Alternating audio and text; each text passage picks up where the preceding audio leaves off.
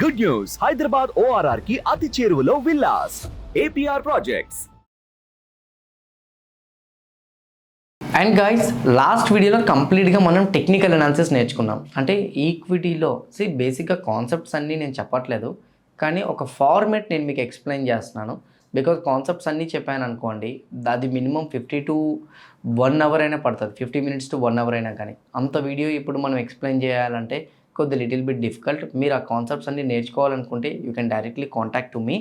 And మేజర్గా నేను ఒక ఫార్మేట్ అయితే ఎక్స్ప్లెయిన్ చేస్తున్నాను. మేబీ ఈ ఫార్మేట్ మీరు ఫాలో అవ్వగలిగితే సో లిటిల్ బిట్ మనం ప్రాఫిట్లోకి వచ్చే ఛాన్సెస్ కూడా ఎక్కువగా ఉంటాయి. సో లాస్ట్ వీడియోలో అయితే మాత్రం మనం ఈక్విటీ గురించి డిస్కస్ చేసాం. ఎందుకంటే ఒక స్టాక్ మార్కెట్లో లూజింగ్ పర్సన్ నుంచి ప్రాఫిటబుల్గా కన్వర్ట్ అవ్వాలంటే ఫస్ట్ ఆఫ్ ఆల్ మనం టెక్నికల్ అనాలిసిస్ నేర్చుకోవాలి. అది F&Oలో ఒక టెక్నికల్ అనాలిసిస్ మనం నేర్చుకోవడం స్టార్ట్ చేస్తే కంపల్సరీగా మనం లూజ్ అవుతాం.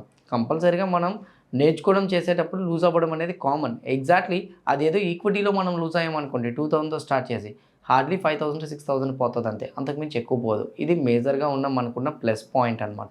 అందుకే నేను మీకు ఫస్ట్ ఈక్విటీ చేయమని చెప్పాను. లాస్ట్ వీడియోలో మనం ఆల్రెడీ ఈక్విటీ గురించి డిస్కస్ చేసాం. ఇప్పుడు మనం డిస్కస్ చేయబోతుంది F&O. ఇప్పుడు మనకి ఆ ఎక్స్పీరియన్స్ వచ్చింది, బ్రేక్అవుట్స్ని అనాలిసిస్ చేయడం, దాంతోపాటు ట్రెండ్ లైన్స్ అనాలిసిస్ చేయడం, ప్యాటర్న్స్ని డ్రా చేయడం, లేదా ఇండికేటర్ బేస్డ్ ట్రేడ్స్ చేయడం, రిస్క్ మేనేజ్మెంట్ కానీ ఇవన్నీ మనకు తెలిసినాయి. సో ఇప్పుడు right now news days trade చేయడం కానీ, రిజల్ట్స్ బేస్డ్ అనాలిసిస్ కానీ ఇవన్నీ తెలిసినాయి. ఇప్పుడు F&Oలోకి వచ్చేటప్పుడు F&Oలో కూడా స్టార్టింగ్స్ టైంలో కొన్ని నేర్చుకోవాల్సినవి ఉన్నాయి. ఇవేంటి అని అంటే నేను మీకు చెప్తాను. ఫస్ట్ పాయింట్ ఏంటంటే సెలెక్షన్ ఆఫ్ స్ట్రైక్ ప్రైస్. ఎందుకు సెలెక్షన్ ఆఫ్ స్ట్రైక్ ప్రైస్ గురించి చెప్తున్నానంటే బేసిక్గా ప్రతి ఒక్క హ్యూమన్ సైకాలజీ ఎలా ఉంటుందంటే 300 రూపీస్ ఫర్ ఎగ్జాంపుల్ ఒక ప్రీమియం ఉంది. 300 రూపీస్ ఉన్న ప్రీమియం 30,000 రూపీస్ క్యాపిటల్ అనుకోండి. ఎన్ని క్వాంటిటీస్ వస్తాయి? 100 క్వాంటిటీస్ వస్తాయి. మహా అయితే ఒక 10 రూపీస్ ఆ ప్రీమియంలో పెరిగింది అనుకోండి, మనకి ఎంత ప్రాఫిట్ వస్తుంది? 100 into 10 approximately 1000 rupees profit. 30,000 capital పెడితే 1000 రూపీస్ మాత్రమే ప్రాఫిట్ వస్తుంది. ఎందుకు? క్వాంటిటీస్ తక్కువగా ఉండడం వల్ల వస్తుందని మనం అనుకుంటాం. సో అదే కానీ 50 రూపీస్ ప్రీమియం తీసుకున్నాం అనుకోండి, 600 క్వాంటిటీస్ వస్తాయి. 10 రూపీస్ పెరిగింది అనుకోండి, 6000 ప్రాఫిట్ వస్తుంది. 20% ROI.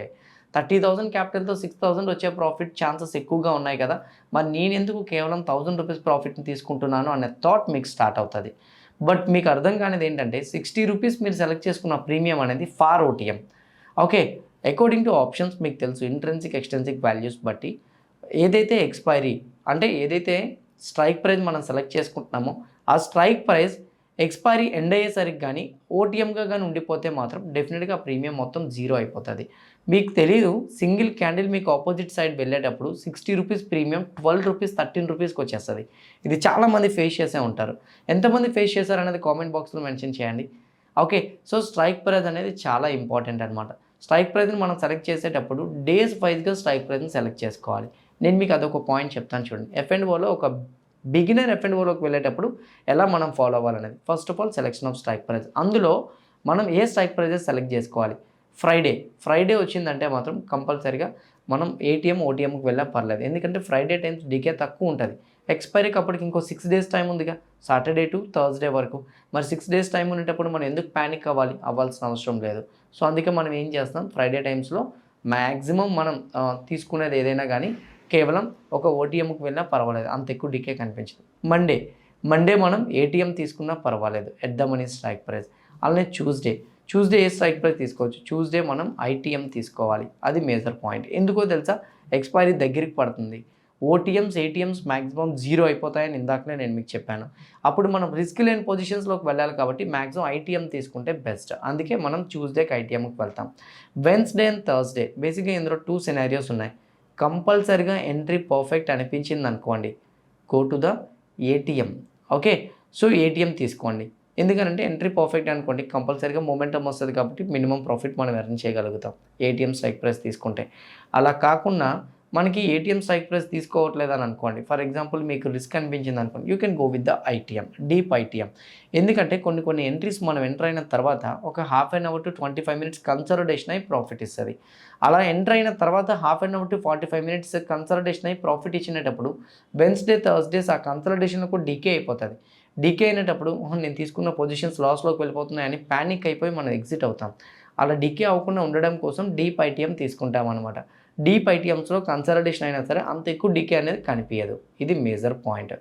అండ్ ఇంకో పాయింట్, వెన్స్డే థర్స్డే మీరు డీప్ ఐటీఎం తీసుకోండి అని అనుకుంటే మాత్రం మీరు నెక్స్ట్ వీక్ ఎక్స్పైరీకి వెళ్ళచ్చు. నెక్స్ట్ వీక్ ఎక్స్పైరీలో మీరు ఓటీఎం అయినా ఏటీఎం అయినా తీసుకోవచ్చు. ఇది major point. Selection of strike ప్రైస్లో మీకు ఎలా స్ట్రైక్ ప్రైస్ని సెలెక్ట్ చేసుకోవాలో మీకు అర్థమై ఉంటుంది. సెకండ్ పాయింట్ ఇంకోటి ఏంటి, risk management. Because every day మనం సేమ్ క్యాపిటల్తో ట్రేడ్ చేయలేము ఆప్షన్స్లో. ఈక్విటీలో అనుకోండి వాలటాలిటీ ఉంటుంది, నార్మల్గానే ఉంటుంది. ట్రేడ్లో హోల్డ్లో పెట్టుకున్నా సరే మనం 1500 స్టాక్ ప్రైస్ దగ్గర పెట్టినప్పుడు అది 1500 దగ్గర నుంచి 1498 లేదా 15.2 అలా మనకి ఫ్లక్చువేట్ అవుతుంటుంది, అది fine. But when it comes to the options, fluctuate అయినా ఏం జరిగినా సడన్ మూవ్ వచ్చినా ప్రీమియమ్స్ ఫాస్ట్గా డికే అయిపోతాయి కాబట్టి మేజర్గా మనం ఆలోచించాల్సింది ఎంత క్యాపిటల్ నేను డిప్లాయ్ చేయొచ్చు. Risk management is very important. Remember one point, 1 lakhతో ట్రేడింగ్ స్టార్ట్ చేసి 5,000 లూజ్ అయితే 95,000 రూపీస్తో 5,000 ఈజీగా మనం రికవరీ చేసుకోవచ్చు.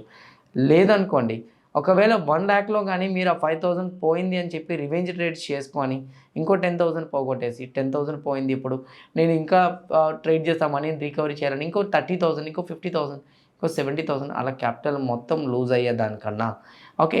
సో ఒక 50 lakh పోయిందనుకోండి, 50,000 పోయిందనుకోండి 1 lakhలో, ఈ 50,000తో 50,000 రికవర్ చేయడానికి ఎన్ని డేస్ టైం పడుతుంది మీరు చెప్పండి, కామెంట్ బాక్స్లో మెన్షన్ చేయండి. ఓకే, ఒకవేళ కానీ మీరు ఒక 2 monthsలో రికవరీ చేశారనుకోండి, 2 months రికవరీ చేయడానికి టైం పడితే ఈ 2 months మీరు ఫస్ట్ ఆఫ్ ఆల్ మీ మైండ్లో రికవరీ చేయాలన్న థాట్ మీద ఉంటుంది. ఆ రోజు 3,000 వచ్చినా మళ్ళీ ట్రేడ్ చేద్దాం, ఇంకో 3,000 వస్తే కనీసం లాస్కి రికవరీ చేయడానికి దగ్గర పడతామేమో అని మనం అనుకుని ట్రేడ్ చేస్తుంటాం. దానివల్ల బిగ్ లాసెస్ ఫేస్ చేయాల్సి వచ్చింది. అందుకే ఫస్ట్ ఆఫ్ ఆల్ లాస్ని మనం యాక్సెప్ట్ చేయగలగాలి. 1 lakhతో ట్రేడ్ చేస్తే 5,000 లూజ్ అయినా పర్వాలేదు, ఇక్కడితో సరిపోతుంది అని అనుకునేటట్టే ఉండాలన్నమాట. అలా ఉండాలంటే ఫస్ట్ ఆఫ్ ఆల్ మన మైండ్లో మనం ముందుగానే స్ట్రాంగ్గా ఫిక్స్ అవ్వాల్సింది ఒకటే, కంపల్సరీగా రిస్క్ మేనేజ్మెంట్ తెలియాలి. ఈరోజు ఈ ట్రేడ్లో నేను ఎంత క్యాపిటల్ డిప్లాయ్ చేయాలి అని మనం తెలుసుకోవాలి. అది ఎలా తెలుస్తుంది? ఫ్రైడే, మండే, ట్యూస్డే బేసిక్గా options buyers days. Wednesday, Thursday వచ్చేసరికి it's an option sellers day.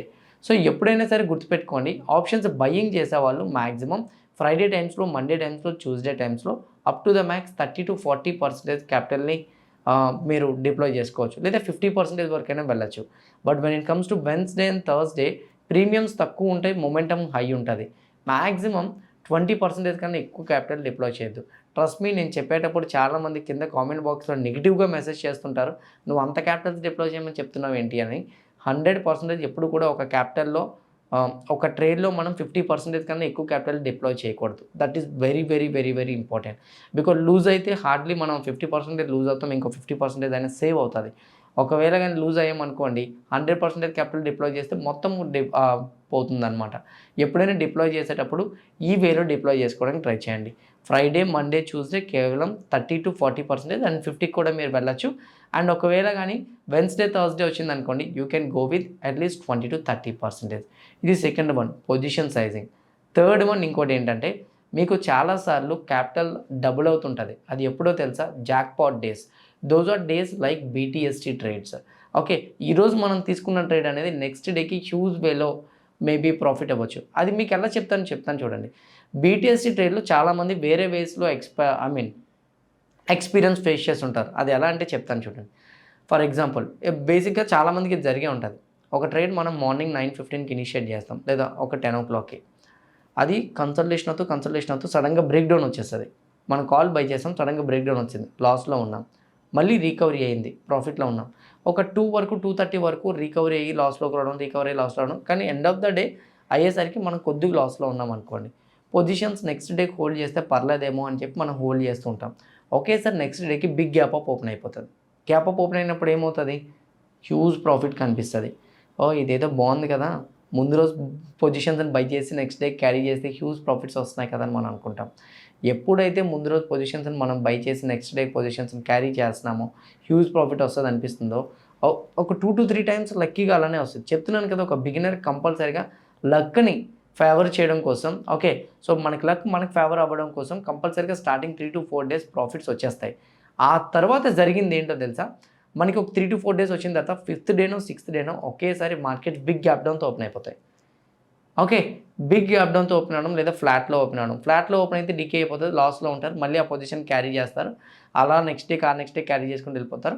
అంటే 1 ట్రేడ్ ఆ రోజు తీసుకుందామని ట్రై చేసింది, హోల్డ్ చేస్తే నెక్స్ట్ డే ప్రాఫిట్ వస్తుందని హోల్డ్ చేసింది, ఆ హోప్తో అలా ఒక్కొక్క రోజు పెంచుకుంటూ వెళ్ళిపోయి లాస్ట్లో బిగ్ లాస్ ఫేస్ చేయాల్సి వచ్చింది.